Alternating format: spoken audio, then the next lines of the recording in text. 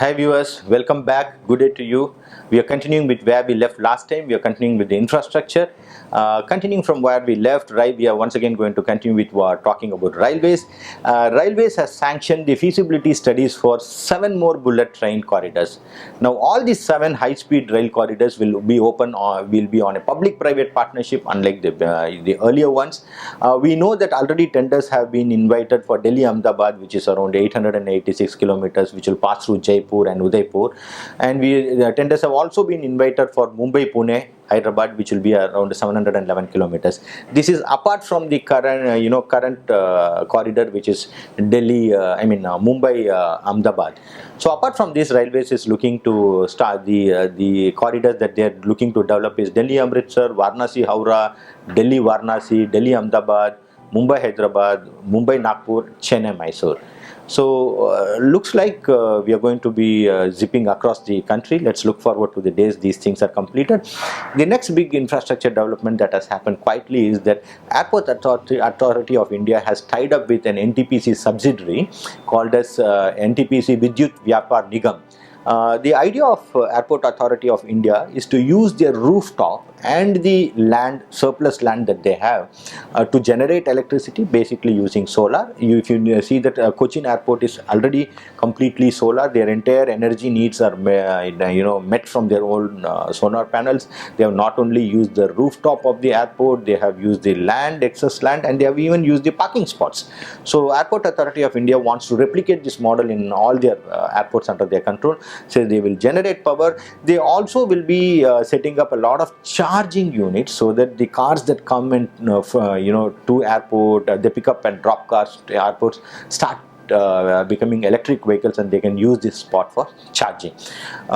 Continuing with Airport Authority of India, Darbhanga Airport has begun operations. This basically starts serving a region called Mithila in Bihar. Bihar has once again, with respect to connectivity, solely been dependent on railways. The roadways have still not been great, and you have always had just Patna Airport. Now, people of Mithila region will have to were traveling more than 4 hours one way just to reach Patna Airport. Now, Darbhanga Airport getting operational is once again part of the Indian Udan scheme, where a lot of regional air connectivity is being focused, and Darbhanga Airport is one of those things which has gone on stream, and it's a good news for us. Another very interesting development is recently the Prime Minister inaugurated a RoPax service between Hazira and Ghoga.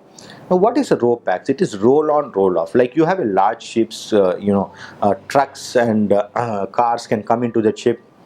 You move from one destination to another destination, and from there on the roadways continue. So this particular RoPax service between Hazira and Goga is expected to reduce nearly 370 kilometers of roadway. So earlier you had to cover 370 kilometers to go between Hazira to Goga, and now it is just going to be 60 kilometers by the sea route. So what this is going to do is it's going to cut down the travel time from 12 hours to just 4 hours. Number one, the RoPax vehicle can carry something like 550 passengers, 30 trucks, 7 small trucks, and close to 100 two-wheelers. Apart from savings on time, you are going to save on cost of the diesel, because this particular service is per day is expected to save something like 9,000 liters of fuel. So each day 9,000 liters of fuel is going to lead to a substantial saving. But more importantly, these kind of connectivity using sea services is going to reduce the cost of transportation, and this is another interesting service in the right direction. Hopefully we are able to replicate this even in our river systems. National Highway Authority of India has invited bids for the 263 kilometers Bangalore-Chennai expressway, which is expected to be completed by 2024. This particular bid is expected to is on very short, demanding timelines, and by 2024, if it gets completed, it is going to reduce the travel time between Chennai and Bangalore to just 2.5 hours. Now we already know both these cities are big technology hubs in South India, and there's a lot of traffic between these two places. There are a lot of trains, buses, but this expressway definitely is going to change the dynamics of travel between these two places. And Bangalore being a hinterland, which is dependent on ports either on the west coast from Bangalore or Cochin in south, or predominantly in east, the Chennai ports for their logistic requirements. These expressways will definitely go on to improve the economy of Karnataka and also make the travel between these two cities something that we will always cherish. Now this particular express, one amongst the 23 expressways which are planned right now and which will be executed in the next 2 to 3 years. Now we come to a section with respect to innovation. In innovation, some very interesting, very different approaches have been taken by the government companies. Now, why am I saying government companies with a specific stress? Is because usually we assume government servants do not want to take a risk. But look at this. There is a power distribution company of Andhra Pradesh government called Eastern Power Distribution Company. They used drones to restore power supply in certain villages in East Godavari. We all know there was a lot of floods in Godavari, and some of the villages got completely cut off, and they were not able to transport the ferries using boats because the current was high, and even very expert swimmers didn't want to take a risk, and therefore the electricity the distribution company used these drones to carry and supply the power supply cables across the river, and the engineers and the workers in those villages were able to quickly restore the power. This is innovation at its best. So we really have to be happy that people are thinking and putting technology to good use to serve the people. The second very interesting innovation that once again railways is adopting is they are calling it as railway bag on wheels. So just like you do it for air, any person who is traveling by railway will be able to book their bags to be delivered at their home. So they carry their suitcases and everything, they just leave it, tag it and leave it, and the bags will be delivered at home. Similarly, bags can also be picked from your home and brought to the train. Now this is services and innovation at its best. We know railways has been the backbone of transportation for the country. It is a British legacy left behind, but somehow we have been able to maintain the romance with our railways for quite some time.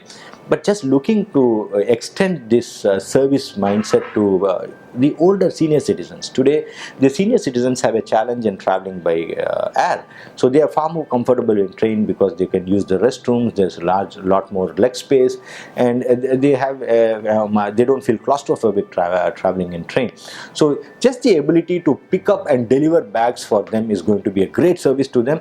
Railways is also planning to use indigenous RFIDs for its use. Now all these RFIDs so far have been imported, and it was leading to a lot of cost.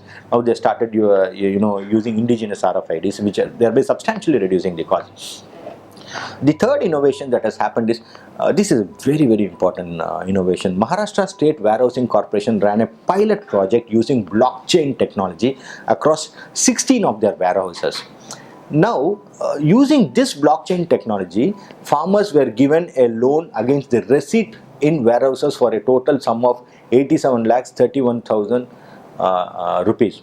Now, why is this significant? Now, a lot of times, one of the challenges with respect to farming operations is the prices keep varying.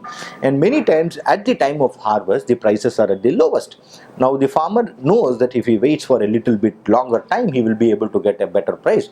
But he needs to he needs to go and use the money to, invest in his next crop. So, one of the things that is possible for a farmer is to take a loan against the existing produce. Now what the warehousing corporation has done is, it has been able to collect these things, issue a receipt using blockchain technology, and against the receipt in warehouse, banks were asked to fund to an extent of 87 lakhs. Now earlier banks were very hesitant to fund against receipts in warehouse because many of these receipts were bogus receipts. We also knew that we had a big scam with respect to NSEL where a lot of the receipts were found to be bogus. So banks were always hesitant to fund. If this happens very well, I think the farming community is going to be a very happy lot, because each time they make a produce, they come and keep it in their warehouse, and then against the warehouse receipts they can go to a bank and raise cash and go on with the next crop. And as and when the prices of the prior produce increases, they will be able to sell the goods and then pay the bank and then take their profits. Now India actually has something close to 64,000 agriculture warehouses, and we have a capacity to store 150 million metric tons of our produce. And the market of loan against warehouse receipts is close to 74,000 crores. This facility, if actually taken up to the right distinct, will reduce a lot of farmer distress, and who knows, we can also reduce a lot of farmer suicides. So using technology to deliver for a common man is what is actually innovation. The next one is RBI in August announced that it was going to set up a innovation hub. It was called as Reserve Bank of India's Innovation Hub.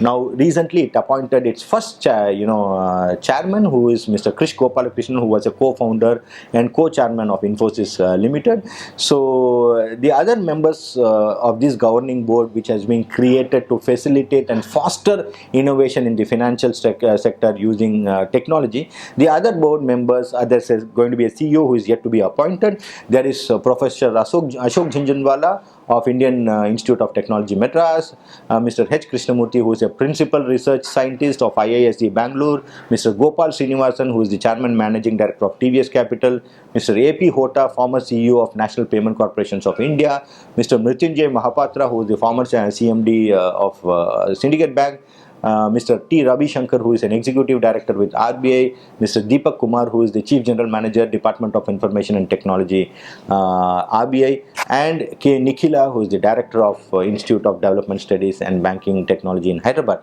Now, this is going to ensure that a lot of technologies that come in the financial sector are going to be compliant to the RBI rules, and it is also going to act as an innovation hub for these technologies. The final section that we are going to talk today is about the trends which are developing. The innovation section, I think you enjoyed the news that came across. In trends, there are a couple of trends that we all should be able to notice and see if it applies to our industries and to learn and extrapolate and put it to good use. The first trend is that from 2009 to 2019, the cost of utility scale solar energy has fallen by 89%. In almost 10 years time, the cost of utility scale has fallen by 89%, and this year alone it has dropped by 9%, which means progressively we are going to see the cost of solar energy is going to reduce, and we are going to reap the benefits of it. Similarly, the onshore wind power cost has fallen by 70% in the last 10 years. Now what has happened is both these wind power and solar energies have come out and matured on its own, and today they are able to survive without any government subsidies, and this has become even more competitive than coal, nuclear and combined cycle gas technology. So we are very clearly seeing how these technologies are evolving over a period of time. The second trend is that FASTag users in the country have breached the 2 crore mark, registering a growth of 400%. Now, definitely this trend is because there was a government push, but it's a very welcome change, because adoption of FASTag today has increased to 92 crores of tolls collected per day compared to 75 crores mark a year back.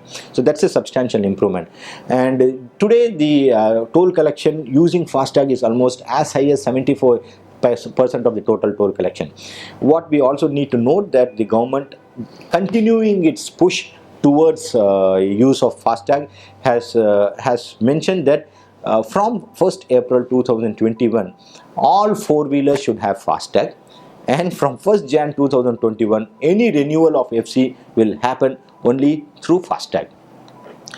We just have a couple of more items on trend. The other interesting development that has happened on trend is the number of registered mobile money accounts in India has witnessed an increase of from 73 per thousand in 2015 to 1,265 per thousand in 2019. Now, this concept of mobile money has actually seen a substantial increase in sub-Saharan countries and Asian countries, and it has helped people to have financial services available at their fingertips. A country like Kenya has a very large penetration of mobile money because use of mobile phones has become very easy for even a rural person, and therefore the financial services, the ability for the financial services to reach them has substantially increased because of this penetration. The other interesting trend is that running shoes market in India has been growing at 25%. So maybe suddenly Indians have woken up and started deciding to take health seriously. It's a trend in the right direction. And the other interesting news that came up sometime back was nearly 25 years after introduction of internet, we finally crossed 75 crores mark in India. So the final news which I want to share as a very proud Indian is that Assam has become the first state in the country to introduce transgender as a gender option in its exam application. Now, India as a country has been very discriminatory on a lot of fronts. We have discriminated people based on color, caste, creed, language and religion. But one of the things which we have always hesitated to accept is one another person who is also a human being has never been given the identity or a platform to be themselves. Now, Assam being the first state to allow transgenders to mention in their exam application form is something very noteworthy. It's something that all Indians will have to feel proud about, because it shows that as a country we are moving on the right direction. On this somber note, I would like to leave all of you viewers to wait for the next episode of Anew. Till such time, stay happy, stay healthy, stay smiling. Please subscribe to our channel and press the bell icon so that every time we upload a video you get an alert. Thank you so much for being part of our journey. Good day and good luck.